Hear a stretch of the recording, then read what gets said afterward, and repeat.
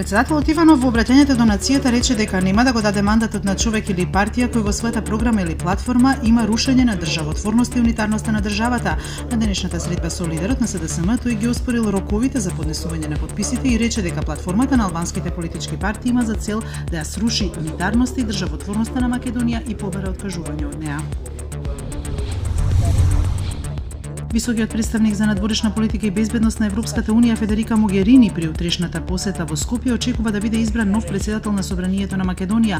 Овие зборови се буквално впишани во незината агенда, која што попладнево беше испратена од страна на Европската служба за дописници во странство.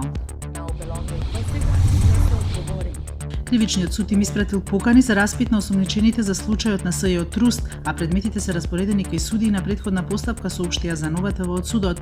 Нова од избори на судот дознава дека осомничените Сеат Кочан и Василија Авировиќ, за кои СЈО побара притвор, утре ќе се појават во судот, при што судии на претходна постапка ќе одлучуваат за барањето за притвор.